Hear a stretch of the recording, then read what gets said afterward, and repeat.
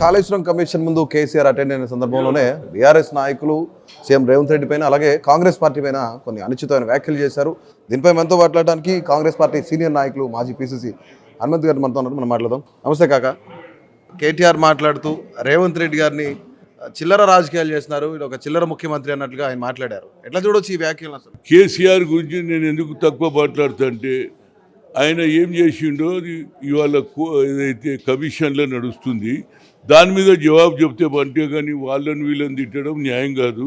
Law will take their own course. ఆయన ఎందుకు పొలిటికల్గా మరి ముఖ్యమంత్రిని టార్గెట్ చేస్తుండో నాకు తెలియదు. కానీ మొదలు మీ మీద వచ్చిన అలిగేషన్ మీద కమిషన్ ఉంది, కమిషన్లో ఏం చేసినావు, తప్పు చేసినావా, కరప్షన్ చేసినావు, దానికి జవాబు చెప్పే బదులు అనవసరంగా ముఖ్యమంత్రి మీద ఆరోపణలు చేయడం అది న్యాయం కాదని చెప్పగలరు. ఇది కక్షపూరితంగానే కేసీఆర్ కి నోటీసులు ఇచ్చారు, కక్ష రాజకీయాలు చేస్తున్నారని చెప్పేసి. కక్ష లేదు, ఏమి లేదు.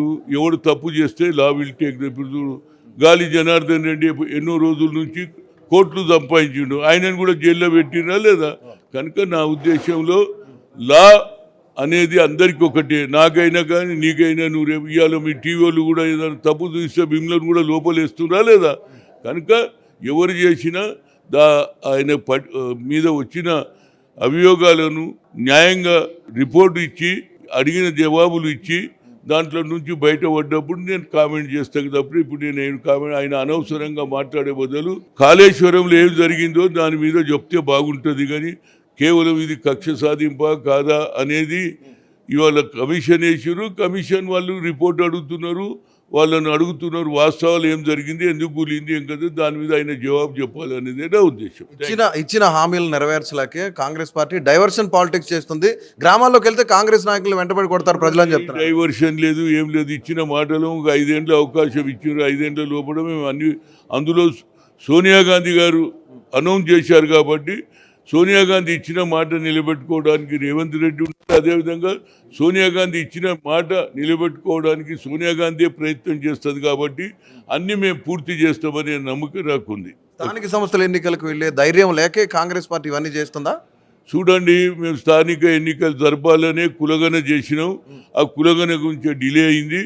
రేపు ఎప్పుడు ఎన్నికలు పెట్టినా తప్పనిసరిగా మేము ధైర్యంగా మా కార్యకర్తలు నిలబడతారు, పోటీ చేస్తారు, గెలవడానికి ఛాయశక్తిగా కృషి చేస్తారు. కేసీఆర్ తప్పు చేసిన విషయం తెలిస్తే కనుక అరెస్ట్ ఉండే అవకాశం ఉందా? చూడండి, ఇది అన్వాంటెడ్ క్వశ్చన్. అరెస్ట్ అవుతాడా లేదా నేను ఎట్లా చెప్తా? కమిషన్ రిపోర్ట్ ఏమొచ్చినాక మళ్ళీ నువ్వు మైక్ పెట్టు, నేను అప్పుడు మాట్లాడు. అసలు కాంగ్రెస్ పార్టీ టార్గెట్ ఏంటి? అసలు కేసీఆర్ కుటుంబం పైన కానీ బీఆర్ఎస్ నాయకుల పైన కానీ కాంగ్రెస్ టార్గెట్ ఏంటి? అసలు ఏవని మీద టార్గెట్ లేదండి. టార్గెట్ ఏమున్నది? అప్పుడు నువ్వు ముఖ్యమంత్రి ఉంటివి, నీ పీరియడ్లో తప్పు జరిగింది అని ఇవాళ కమిషన్ వేసారు, దానికి జవాబు చెప్పంటే మా మీద కక్ష ఇవన్నీ కాదు. గతంలో కూడా ఎవరెవరైతే తప్పులు చేసినారో ముఖ్యమంత్రులు కూడా జైలుకు పోయిన సంగతి చూసినాం మేము. కమిషన్ రిపోర్ట్ వచ్చిన తర్వాత నేను మాట్లాడుతాను.